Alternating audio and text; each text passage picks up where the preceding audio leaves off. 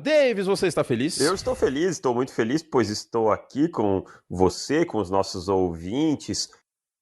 Só não estou com o Fábio Carilli porque ele foi demitido, mas isso é assunto para outro lugar.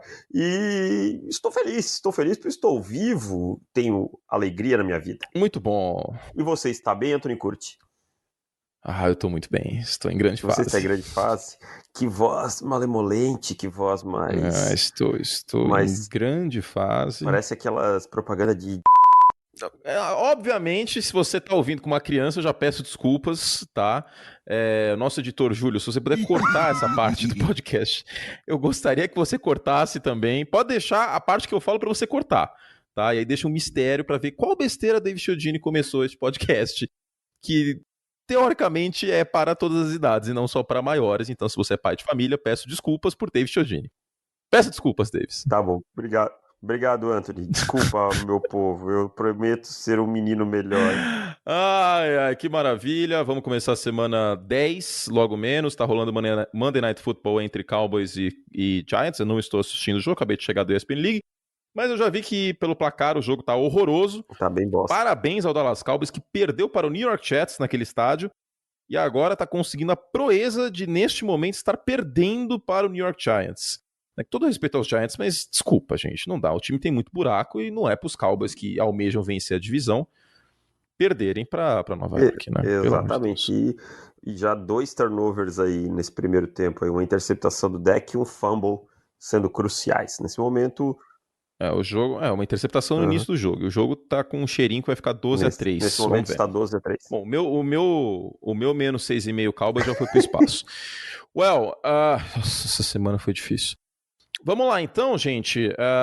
Antes de mais nada, rapidinho, um jogo da semana 9, que foi quinta-feira. A gente não falou no podcast de prévia, mesmo ele já tendo acontecido, né? Porque o podcast saiu na sexta, eu acho. Bom, nem lembro. Saiu na sexta. Mas os 49ers, eu vou falar rapidinho aqui, Davis. Os 49ers venceram e seguem invictos, né? Venceram com um pouquinho mais de suor do que deveriam, porque o Arizona Cardinals não é uma equipe que briga por pós-temporada, tem um quarterback calouro, tem um técnico calouro e mostrou as suas calorices nesse Thursday Night, uma péssima gestão de tempo, mas é algo que a gente já tinha mencionado antes, né? O Cliff Kingsbury, ele vai fazer chamadas ofensivas boas, porque isso ele já fazia em Texas Tech, mas não espere decisões boas do Cliff Kingsbury em todas as outras funções que um head coach tem que ter. Exatamente.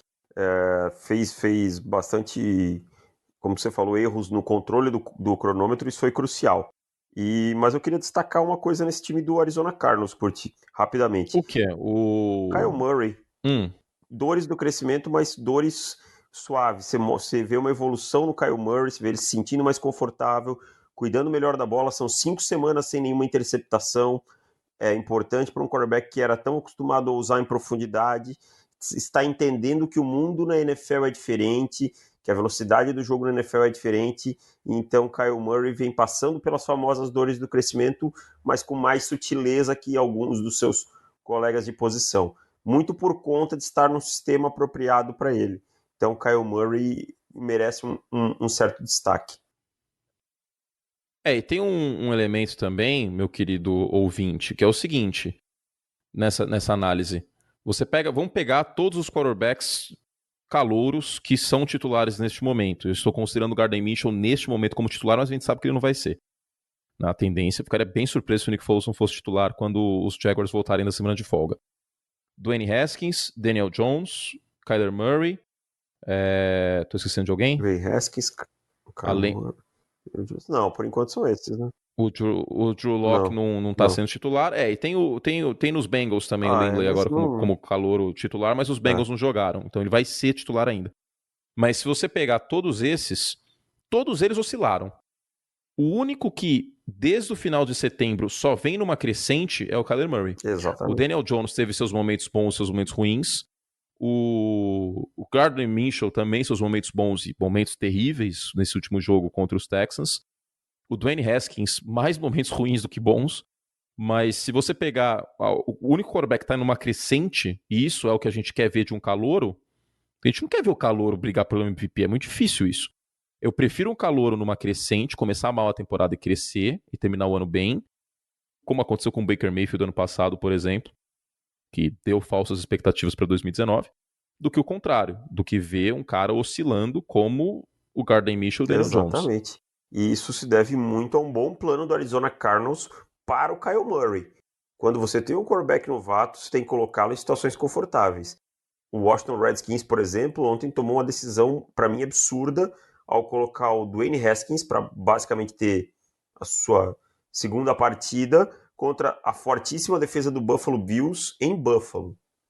Ah, não era hora. Puta, meu, você não faz E ainda isso, assim né, não cara? foi de Putz, todo você não mal, faz sabe? isso, que ideia Não foi de todo idiota. mal. Não foi um horror, não foi um horror. Eu estou falando isso sem ter visto o jogo. E vocês sabem, quando eu não vejo jogo, eu assumo. Eu vi o Vou jogo. ver amanhã um condensado, mas eu vi as estatísticas e as estatísticas avançadas do pacote de pesquisa que a ESPN americana manda pra gente. Esse foi um condensado que eu não tive tempo de ver hoje, mas verei amanhã.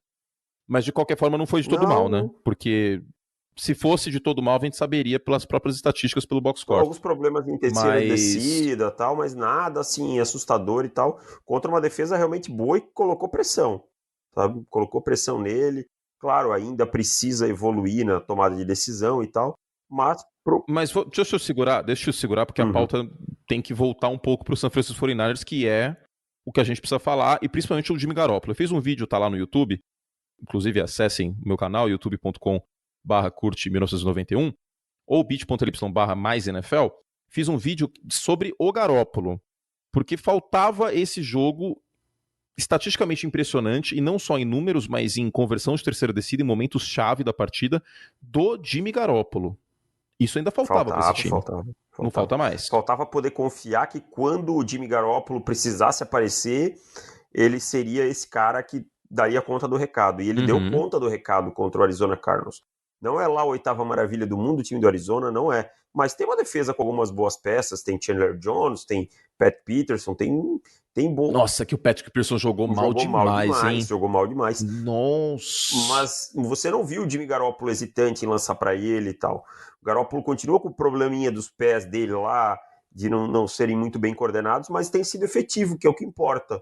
Foram 4 touchdowns, são poucas interceptações, ele entende o papel dele no time e quando o time precisou dele, ele foi capaz de conduzir o time à vitória. Então, mais uma vez, os 49ers provando que uma coisa que era dúvida, hoje já não é mais. Não quer dizer que vai acontecer de novo. Não, também não sou tão confiante. Não necessariamente. Assim. Eu consigo confiar mais que essa defesa vai jogar bem de novo do que o Garoppolo, por exemplo. Penso igual a você. O Garoppolo não é um quarterback top 5. Essa defesa é uma defesa top 5. Por isso que eu disse isso. Mas é um bom sinal. É um bom sinal. E olha, o Jimmy Garoppolo, por mais que a defesa do Seattle Seahawks não seja aquela da época de Legion of Boom, mas ele vai ter que aparecer na segunda-feira que vem. Vai ter que aparecer contra uma defesa que jogou mal contra o James Winston, mas que tem como principal fragilidade a secundária, ser atacada em profundidade. Coisa que o Garoppolo tem seus problemas. Exatamente. Será que o Garoppolo vai conseguir atacar em profundidade essa defesa do Seattle Seahawks? Tenho minhas dúvidas. Também tenho minhas dúvidas. Vamos, isso a gente vai falar mais na prévia. Mas será que ele vai conseguir vencer outro jogo? Porque no embate de uma grande defesa contra o Russell Wilson, contra uma defesa que tem um ponto fraco, que o Garoppolo não é tão bom, eu acho que nesse ponto, pende para o Seattle Seahawks. Não estou dizendo que o Seattle Seahawks vai vencer o jogo, não é isso. Eu estou dizendo que nesse ponto o Russell Wilson tem mais facilidade em vencer a boa defesa, a ótima defesa dos 49ers, e agora sem o Kwon Alexander, do que o Jimmy Garoppolo vencer em profundidade a defesa do Seattle Seahawks. Mas uma coisa tem que ser dita sobre esse time do San Francisco 49ers. Toda vez que alguma dúvida foi colocada sobre ele foi lá e superou essa dúvida. A última era, se a defesa tomar mais de 3 touchdowns e o jogo terrestre não tiver um grande jogo, o Garoppolo vai conseguir elevar o seu nível para vencer a partida? Ele fez isso. Então, toda vez que alguma dúvida foi colocada, os 49ers foram lá e venceram. Para mim, São Francisco, a gente vai ter a prévia ainda, mas de antemão, eu acho que São Francisco vence o próximo Esse jogo vai ser em São Francisco, né? Isso. Eu não me lembro. Eu também tô com São Francisco. Não tem hoje como não colocar o São Francisco 49ers como favorito nesse jogo, Curte. Acho que seria, querer bola de cristal demais, por mais que o nível... Não, e por mais que a linha ofensiva do Seattle Seahawks tenha melhorado em relação àqueles anos terríveis, o lado direito dela ainda é muito fraco. É muito fraco. Novamente, como eu falei naquele jogo entre Panthers e 49ers. É na trincheira que esse jogo vai ser resolvido. Na minha concepção, é na trincheira que esse jogo entre 49ers e Seahawks vai ser resolvido, além dessa questão do passe em profundidade pro Garoppolo quando o ataque de São Francisco estiver em campo. Mas a gente já tá falando desse jogo porque tem que falar, né? A gente tem que pilhar. É o grande jogo da semana 10 e é o jogo que...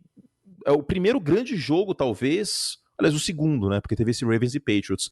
Mas é o segundo grande jogo de 2019. Exatamente. E é um jogo... Teve algum outro? Deixa eu pensar. Não, eu acho que... Provavelmente sim, eu tô esquecendo. Teve aquele Packers e Cowboys, que foi um jogo muito bom.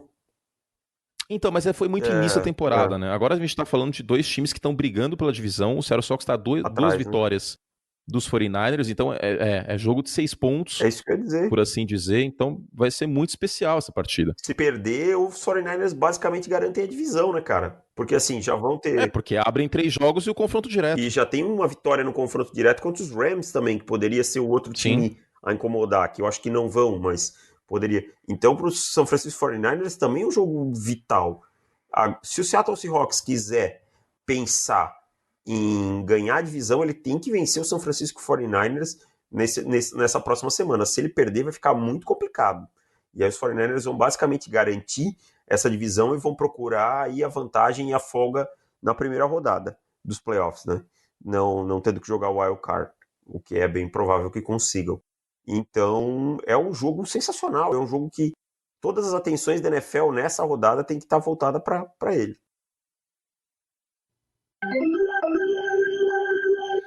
A prova de como uma comissão técnica diferenciada é um ponto que a gente tem que sempre considerar quando a gente analisa os jogos. Olha a diferença que foi o Indianapolis Colts quando entrou o quarterback reserva para condições normais de quando o quarterback reserva entra. E ainda assim, o Pittsburgh Steelers venceu o jogo.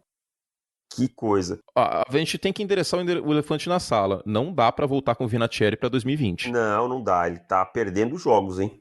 Tá perdendo jogos pros Colts. Agora eu quero fazer minha meia... Ele veio de uma semana que teve um field goal da vitória de 51 jardas e agora errou um de 43. Mas ele perdeu nesse mesmo jogo que ele ganhou, que ele acertou o field goal, ele errou um extra point. Sim. Tá? Ele errou um extra point. E ele errou alguns já na temporada. Agora, eu quero fazer minha meia-culpa aqui de uma coisa que eu desacreditei, que você falou e eu desacreditei. O Pittsburgh Steelers está muito vivo na temporada. Tá vivo, velho. Esse time é bem treinado. O Mike Tomlin, depois de toda a zona que aconteceu, e eu era um crítico muito ferrenho do Mike Tomlin, mas depois de toda essa zona que aconteceu, eu percebi que ele era o lado certo nessa bagunça toda. O Ben Roethlisberger não é flor que se cheire, tá? Eu não vou passar pano pra ele, não. Mas o Mike Tomlin era o adulto na sala, velho. Exatamente, era o cara que tentava dizer, parem com a bagunça aqui. Bicho, olha esse elenco. Le'Veon Bell, Antônio Brown, Ben Roethlisberger e por muito tempo Todd Haley de coordenador ofensivo. Que é um mau caráter. Cara, essa porra era um barril de pólvora. Exatamente. E o Mike Tomlin conseguiu amarrar isso aí durante anos e anos. James Harrison também, né? E não explodiu. Que foi pros Patriots, depois, vixe. Cara, esse time era um barril de pólvora e não explodiu. Imagina o Adam Gase treinando esse time. Nossa, já tinha saído soco no vestiário. Já tinha saído soco no vestiário. Tipo, nível Kevin Gilbride contra o pai do Rex Ryan, o Buddy Ryan. Eu tô chamando ele de pai de Rex Ryan. O cara, tipo, arquiteto da defesa dos Bears de 85. Que absurdo que eu acabei de cometer. Mas hoje em dia as pessoas conhecem ele assim, né? Queira ou não. Inclusive já é falecido. Felizmente. Mas, não, ia ser nível Houston Oilers de 93, que os caras saíram no soco, na moral. Eu consigo muito imaginar o James Harrison saindo no soco com o Todd Haley, alguma coisa assim. Então, cara, pelo calendário, eu falei isso aí, viu? A divisão não tem como, a divisão pende muito pro Baltimore Ravens. Mas o wild card, velho, porque agora o Indianapolis Colts talvez o preset volte na próxima semana já. Mas vamos descartar uma galera aí, né? Tennessee Titans já tá descartado. Jacksonville Jaguars, mesmo que o Nick Foles renasça como sempre faz em dezembro, também não dá pra considerar. Denver Broncos tá fora. Tennessee Titans, o Denver Broncos tá fora. Esse jogo de quinta-feira agora vai definir quem vai estar fora também. Que é Pittsburgh, quinta-feira é Chargers e Raiders. Isso, eu ia dizer. Os Chargers também estão vivos, hein? Vai se complicar, Os Chargers também estão vivos. Eu falei isso na transmissão domingo. Os Chargers estão vivos porque o Los Angeles Chargers que apareceu no domingo É um Los Angeles Chargers que a gente esperava antes da temporada começar. Isso no meu texto que vai pro ar amanhã, provavelmente. É isso, eu falei na transmissão também. É esse Los Angeles Chargers que a gente estava esperando. Equilibrado. Não o Los Angeles Chargers que correu 12 vezes com a bola na semana passada. É uma franquia a ser estudada, é os Chargers, cara. E todo... Não, mas aí você também, você começa pelo dono, né? Que o Dean Spanos é um brincalhão. É um fanfarrão. E marca maior. Não, foi mais um jogo em casa, num estádio para 30 mil pessoas, que tinha mais torcedor do rival da Conferência Nacional. Lá na outra ponta porque, cara, do país. Quando joga Raiders e Chargers em Los Angeles, tudo bem, tá ligado? Tudo bem. Mas jogar Packers e Chargers, é um time da outra conferência, e tem mais torcedor dos Packers no estádio do que dos Chargers, é muito bizarro. É bizarro mesmo, cara. E os Packers estão lá do outro lado do país, né, cara? Então, velho, por mais que os Packers sejam um time de torcida nacional dos Estados Unidos, é um time da Conferência Nacional que tá lá do outro lado do rolê. É muito bizarro, cara. É muito bizarro. A NFL não pode deixar isso. Porque o que vai acontecer? Pra arredondar. A gente fugiu um pouco da pauta, mas pra arredondar. Os Chargers vão estrear nesse estádio novo que é dos Rams, na prática. Não é dos Chargers. Aí, eles não estão conseguindo lotar um estádio de 30 mil pessoas. Eles vão jogar num estádio de 70 mil pessoas. Também não vão conseguir lotar. Vai ficar ainda mais feio. Aí a NFL vai demorar uns 3 anos e vai pensar, acho que a gente fez merda. É isso que vai acontecer. Aí vai mandar eles pra St. Louis. Sei lá o que vai acontecer. Eles podem até voltar pra San Diego ou vai pra Oakland.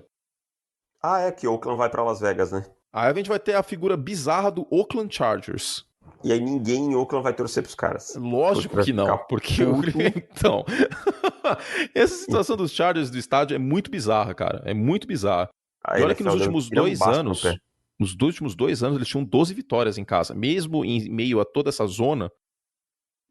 Enfim. É muita burrice. É muita burrice. É muito bizarro. Essa situação é muito ridícula, cara. Essa situação parece campeonato carioca, não parece NFL, tá ligado? Tipo, não deveria estar acontecendo. Mas vamos lá, sobre Steelers e Colts, só arredondando, o Mason Rudolph, de novo, só passou a bola curta, ele teve 22 de 25 em lançamentos que viajaram até 5 jardas para além da linha de scrimmage, incluindo um touchdown para o Vance McDonald, tight end, e para lançamentos de mais de 5 jardas, ele teve 4 de 10 e uma interceptação. É isso que me faz coçar a cabeça. E aí também uma interceptação que tem que colocar um pouco na mão na conta aí do Juju Smith-Schuster, né, que aquela bola, para mim, ele tem que pegar. Mas o Rudolph tá sendo inconsistente na bola em profundidade, cara.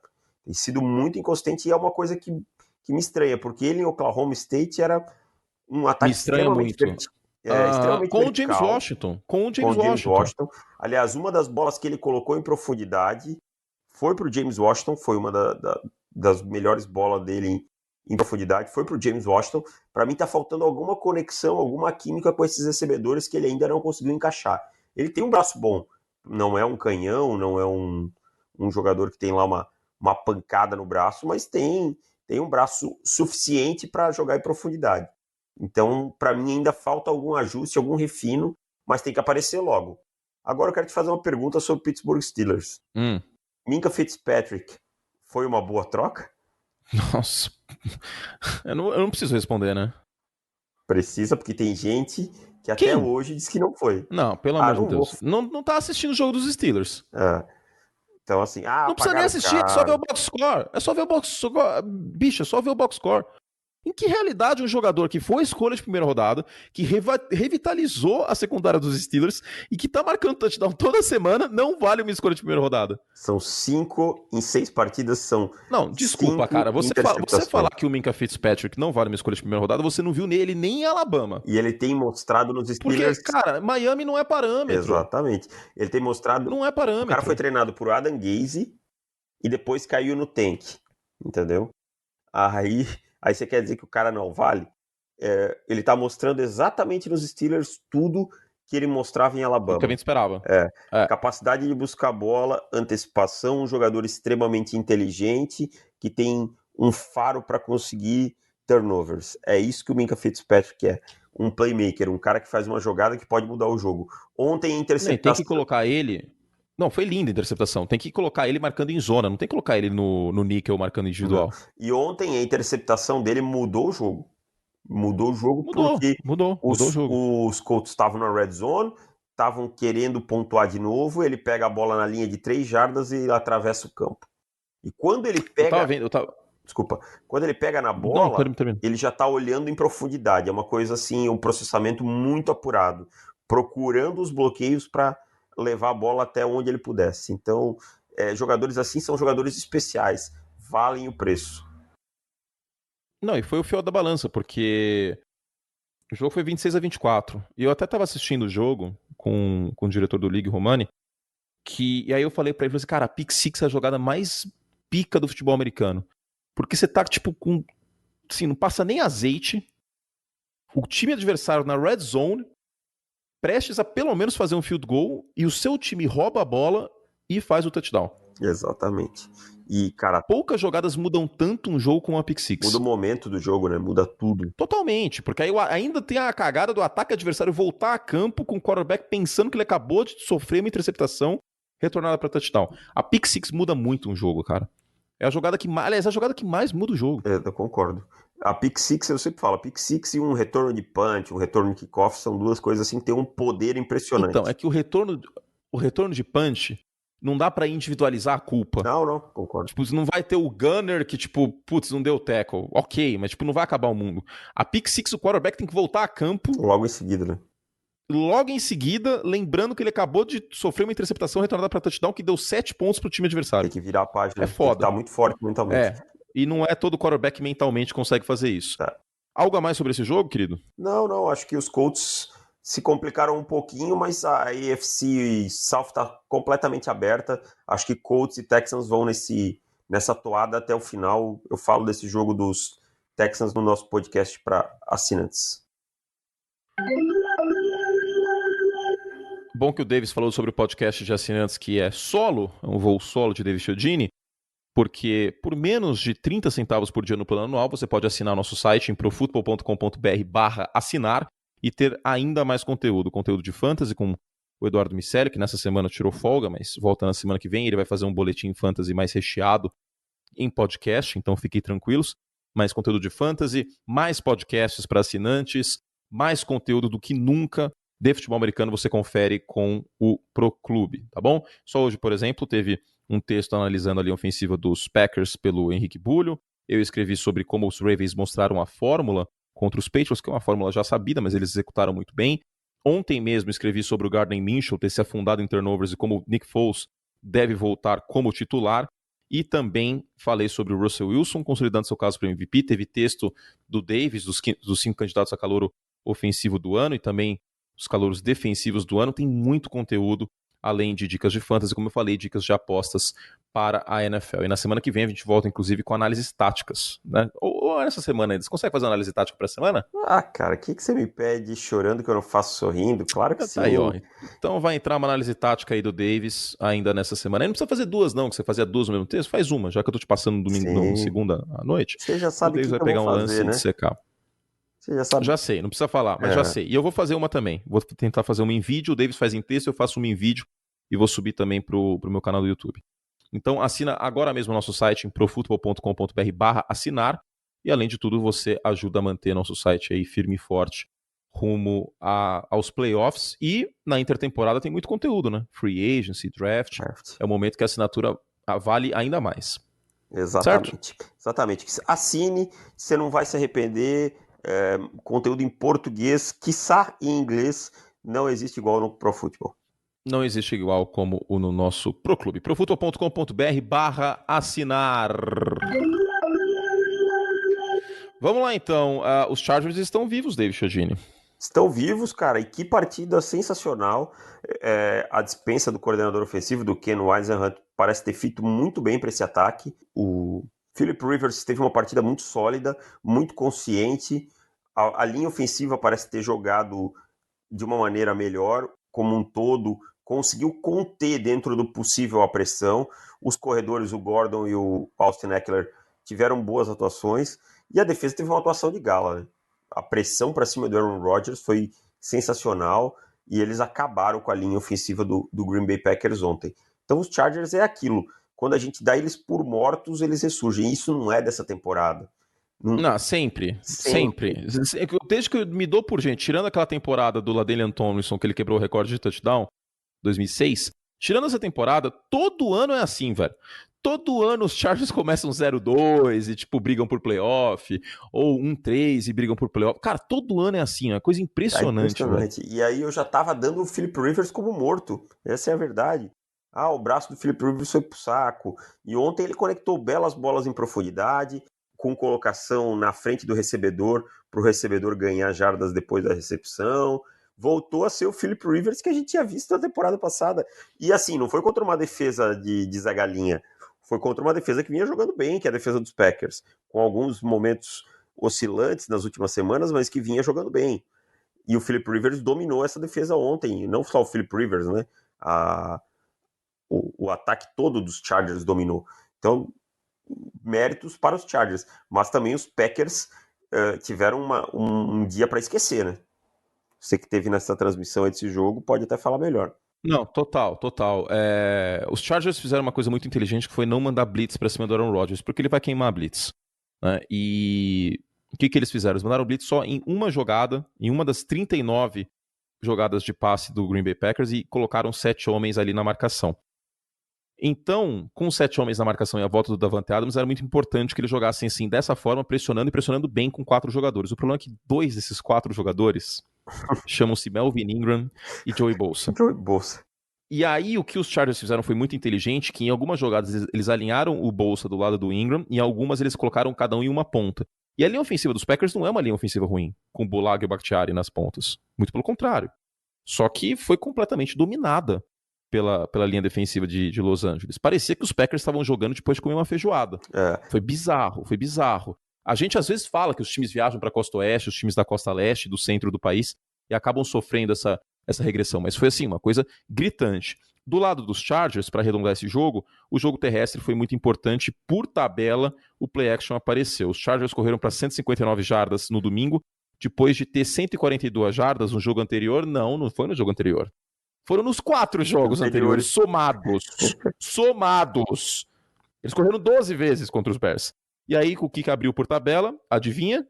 O passe, né? Em play action, no domingo, eles tiveram 116 jardas e 12 jardas por tentativa. Nos últimos 4 jogos, eles estavam tendo 6,5 jardas por tentativa e combinadas 137 jardas. Caramba! Então, parabéns, Ken Whisenhunt, você estava sendo um gigantesco freio de mão para esse ataque, e agora a coisa engrenou. E a defesa dos Packers, como o Davis falou, não é uma defesa ruim, mas ela sofreu com um elemento que a gente falou umas 280 vezes, que era o calcanhar de Aquiles dessa unidade.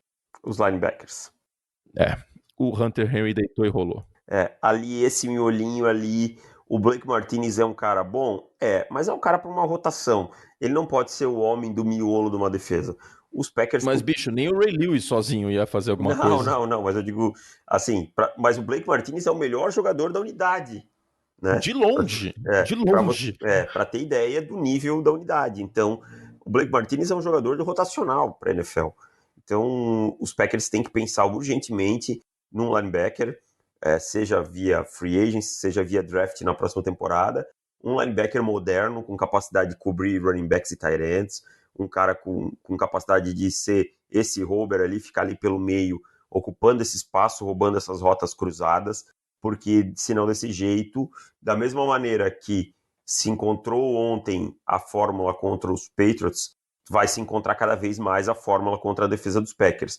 E aí, com isso, o pass rush sofre porque tem menos tempo para chegar, a secundária sofre porque precisa jogar cada vez mais próxima do box, e aí tem que ir em profundidade, vai acabar sofrendo, e aí começa a complicar a defesa como um todo. E aí vira um efeito cascata, que o time começa a ficar atrás do placar, começa a parar de correr, começa a ter que colocar o Aaron Rodgers, passar o tempo todo, lançar 50 bolas por jogo, e aí vira um efeito, que eu falei, essa cascata, que é um problema para o time. Então, um problema no miolo da defesa pode impactar lá no ataque do Green Bay Packers. É preciso que Green Bay, na próxima intertemporada, enderece a posição de linebackers sem falta. Sim, tem que endereçar. E só para arredondar, a volta do Davante Adams atrapalhou esse time? Não pode atrapalhar. Eu acho que é errado. Mas foram menos passes para os running backs, que era algo que estava dando certo. Estou fazendo essa pergunta porque é uma pergunta que é difícil de responder. Eu acho que as chamadas não foram boas, num geral. Ok, era isso que eu queria ouvir. As chamadas no geral. Vamos lá, então. Eu vou soltar essa vinheta e você fala o que você quiser.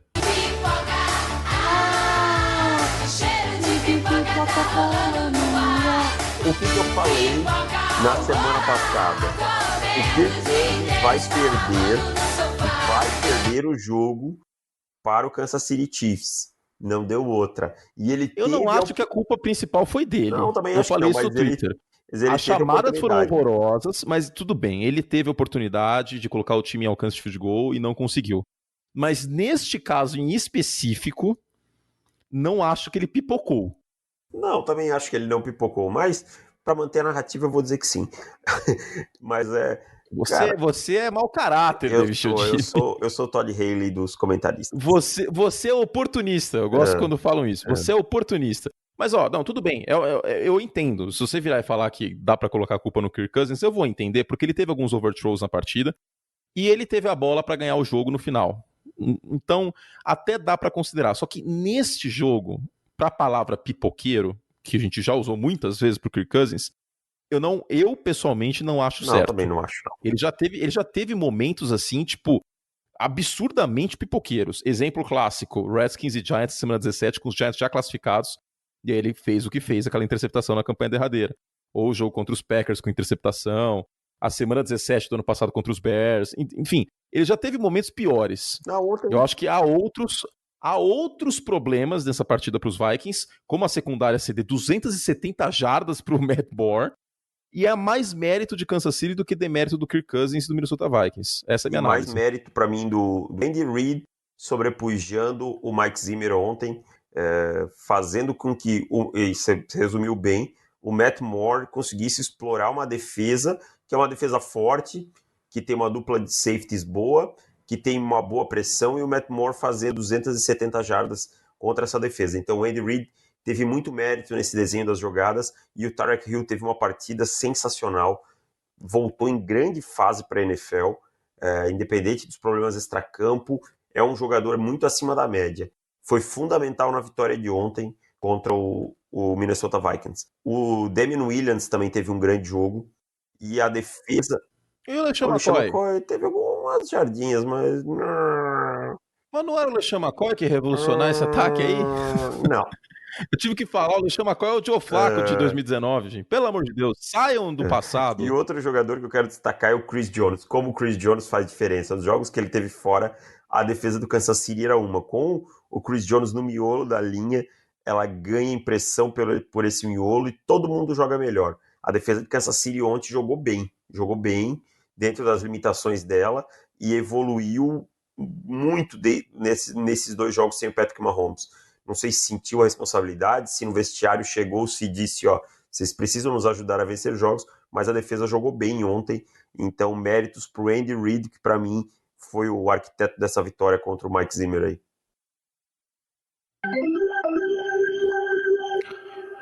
Bom, a fórmula foi dita por David Chiodini após a vitória dos Patriots contra o Cleveland Browns. Nick Chubb passou das 100 jardas, a defesa dos Patriots uma defesa leve, com muitos defensive backs, e a tendência era que os Ravens conseguissem correr com a bola.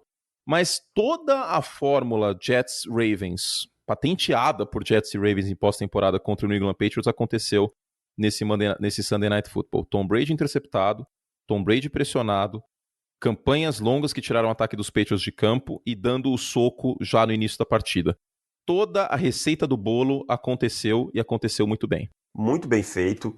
John Harbaugh deu um nó tático no primeiro quarto no Bill Belichick, depois ele foi fazendo os ajustes, mas aí que nem você disse, já tá meio bambo, né? Você já tomou um soco no fígado, já tá doendo, tudo que bater dói. O Lamar Jackson aproveitou um ataque montado para ele, não teve medo do New England Patriots, que é muito importante, não teve medo em momento nenhum, e a estratégia do John Harbaugh foi fundamental, porque com o Lamar e o Mark Ingram, ele conseguiu igualar o número de bloqueadores contra essa cover zero do New England Patriots, ou seja, sempre tinha um jogador desbloqueado que era o jogador a ser lido pelo quarterback. Com isso, ficava 1 contra 1 nos bloqueios e a linha dos Ravens fez um belíssimo trabalho. Então, com isso, ele conseguiu sobrepujar e cria um estresse mental tão grande na defesa. Hoje eu li o Kyle Van Noy falou em algum lugar, em alguma entrevista, dizendo que você fica em constante estresse quando você joga contra um sistema desse e contra um cara como o Lamar Jackson. Então foi tudo muito bem executado. Em determinados momentos quase colocaram os Patriots no jogo, mas o que o ataque dos Ravens fez ontem beirou a perfeição. Os Ravens conseguiram 173 jardas terrestres antes do primeiro contato, só, o que demonstra como estava perdida a defesa dos Patriots, que não conseguia taclear os caras. Então é muita coisa, e a maior marca de uma defesa do Bill Belichick desde aquele jogo jogo contra o Kansas City Chiefs em 2014, um jogo que mudou a minha vida. Não vou falar que foi o texto que eu escrevi depois dessa partida, que você, leitor de longa data, sabe. Curte, onde está esse texto? Esse texto está nos arquivos do The Concussion, e ele será ressurgido apenas quando eu fizer um livro com os meus textos mais importantes, porque eu me recuso a soltar esse texto de graça sem eu ganhar algum dinheiro pela cagada que eu fiz. Tá? Não, isso chama-se capitalismo. Exatamente. Não, me recuso. Exatamente. Se você quiser um dia ler esse texto de novo, e eu vou deixar uma coisa clara, hoje eu já falei algumas vezes, na minha conta o que eu consumo, eu sou o sujeito homem, David Chiodini. Exatamente, já diria. Eu lembrei, eu postei essa estatística aí, já, exatamente, eu coloquei essa estatística no Twitter, aí um cara falou assim, desde o texto que você pediu de Jimmy Garoppolo. Nananina não, tá no texto inclusive, eu não pedi o Jimmy Garoppolo titular naquela ocasião, e muito menos ainda falei que os Patriots não venceriam o AFC East, só falei que eles não ganhariam o Super Bowl. Mas eles ganharam. O resto eu não falei. E teve gente no Twitter, perfis famosos, que pediram Jimmy Garoppolo. Não vou citar, mas que ninguém lembra. Cara. Depois em off eu te falo. Em off eu te falo. E que ninguém lembra. Mas voltando aqui. E outra coisa, já que você falou do Tom Brady, vamos falar uma coisa também. O Tom Brady tá errando passes que ele não costuma errar, hein? Mas sabe o que me deixa assustado? É que nos playoffs isso não vai acontecer. Meu irmão, chegou a pressão de leve e o Brady tá isolando a bola. Tá muito rifando assim, chegou, já vou me livrar, entendeu? É que nos playoffs isso não vai acontecer, ele vai tomar pancada se precisar, mas agora ele tá rifando a bola. Tipo, eu não vou apanhar, entendeu? Tá uma pegada meio assim. Tem isso, mas cara, ele errou um primeiro passe dele no jogo que ele errou, foi muito bizarro. Foi um passe acho que pro James White ou pro Sonny Michel, não lembro, numa swing route, assim, que ele abre na lateral. Cara, ele botou a bola totalmente atrás do cara, totalmente errada. E ele tá errando... Foi de penalti a primeira campanha. Ele tá errando esses passes com facilidade, assim, esses passes com o cara aberto, colocando a bola muito longe do recebedor, colocando a bola numa posição difícil pro recebedor pegar. Então... tá estranho, cara, tá estranho, e não é desse ano. O Tom Brady da temporada passada já vinha mostrando alguns pontos desse. A idade chega para todo mundo. Tô dizendo que o Tom Brady é ruim? Não. Tô dizendo que o Tom Brady não vai ganhar alguma coisa, por isso também não. Não aposto contra Tom Brady, não aposto contra os Patriots. Ele é um outro tipo de bicho, um outro tipo de animal. Tá? Só que o Tom Brady já não vem jogando no alto nível que a gente é acostumado a ver ele a carreira toda. E na pós-temporada é outro bicho. Se ele chegar na pós-temporada e for efetivo, tá tudo certo, cara. Tá tudo certo, não precisa mais que isso. Entendeu? Só que eu tô dizendo que nessa temporada ele é um cara que não vem jogando... O declínio não está forte como no meio da temporada a gente já percebia para o Peyton Manning e para o Brett Favre nas suas últimas temporadas. Mas há um declínio. Há um declínio claro, assim, não há como ser negado. Estou falando um declínio em relação a 2017, que ele foi MVP. Há um declínio. Esse declínio significa que os Patriots não são favoritos ao Super Bowl ou que o Tom Brady não vai jogar bem em janeiro? É óbvio que não, porque vocês sabem muito bem o que vai acontecer. Os Patriots vão ter folga na primeira semana, vão jogar em casa no Divisional Round, o Sonny Michel vai ter 150 jardas contra quem quer que seja, o Brady vai chegar descansado na final de conferência, vai jogar em casa, vai ganhar e vai chegar no Super Bowl. E vai ter 2 semanas entre a final de conferência e o Super Bowl. É mais do que óbvio que isso vai acontecer. Assim, eu não me espantaria se os Patriots não chegassem ao Super Bowl. Eu acho que esse ano a AFC vai ser nos playoffs mais equilibrada do que para os Patriots vai ser mais complicada do que nas outras temporadas. Até por essas falhas ofensivas. Eu acho. Será? Eu acho sim, cara. Não sei. Esse ataque sinceramente não sei, Davis. Esse ataque não é um ataque que me gera confiança, Curti. E eu sei, e eu vou repetir, que eu sei que os Patriots são outro tipo de bicho na pós-temporada e o Tom Brady também, tá? Mas não me inspira tanta confiança assim. Não me inspira tanta confiança assim. Se os Patriots tivessem que jogar o White Card Route, se eles tivessem que jogar a rodada de White Card, aí eu afirmaria, colocaria o meu na reta, que os Patriots não chegariam no Super Bowl. Com os Patriots jogando em casa no Divisional Round e na final de conferência, eles vão chegar no Super Bowl. Cara, eu não vou cravar, não. Eu não consigo apostar contra. Eu não consigo apostar contra. Não dá pra apostar contra esse time jogando em casa nos playoffs com essa defesa. Tudo bem, essa defesa foi exposta no domingo? Foi. Mas a gente não pode esquecer. Vamos lá, então. Vou refazer uma pergunta que o Renan fez pra mim e pro Paulo Antunes agora há pouco no League. Pra terminar o programa. Qual time pode bater os Patriots nos playoffs na Conferência Americana? Baltimore Ravens, Kansas City Chiefs. Beleza, tudo bem. Kansas City Chiefs, com vento pra cacete e no frio, jogando fora de casa contra essa defesa, você consegue confiar? Cara, eu consigo. 100%? Patrick Mahomes, eu consigo. Você consegue? Eu consigo. Beleza. Não, tudo bem, ok. Acho válido, mas ainda dou vantagem pros Patriots jogando em Foxborough. Não, também dou a vantagem, mas eu consigo acreditar. O Baltimore Ravens com o Bill Belichick tendo o tape do Lamar contra a defesa dos Patriots jogando em Foxborough, você consegue colocar o seu na reta? Eu não consigo. Eu consigo acreditar nos Ravens porque eu acho o John Harbaugh um treinador também extremamente inteligente que sabe que se ele for exatamente com o mesmo plano de jogo enfrentar os Patriots na pós-temporada, ele vai perder. Se fosse qualquer outro treinador, a maioria dos treinadores da NFL, e até mesmo o próprio Andy Reid, que é um cara que às vezes é teimoso nas convicções ofensivas dele, eu não conseguiria pensar tanto. Mas o John Harbaugh já provou que é um cara muito inteligente. E costuma ser uma pedra no sapato do New England Patriots, se não vence, dá jogos muito complicados. Então eu vejo um time capaz, sim, de vencer lá em Foxborough. Até pelo encaixe de jogo, sabe? Não, tudo bem. Eu não consigo apostar nessas coisas. Pra terminar o podcast, uma coisa que eu te falou na prévia da AFC East. Olho no Buffalo Bills pra 2020. Vai dar merda. Como assim? Desculpa. Você acha que vai dar merda no sentido de bater os Patriots? Não, mas a divisão vai ser bem mais difícil do que tá sendo este ano. Mas o problema tá no Josh Allen. O problema pra mim tá no Josh Allen. Né? Se eles tivessem outro quarterback... Esquece, é o Josh Allen. Esquece. Curte, mas ele vai evoluir. Gente, não é Pokémon. Não é um Dragonite. Ele não vai evoluir no level 55. Não. Se for pra evoluir, já era pra ter evoluído, tá bom? Não. Então acabou o programa, não vai ter, a dinastia continua aí ano que vem, pelo menos na UFC vai continuar. Eu esqueci que o Josh Allen é o quarterback dos Bills, então infelizmente não tem o que fazer. Posso te falar uma coisa? Só rapidinho pra fechar o programa?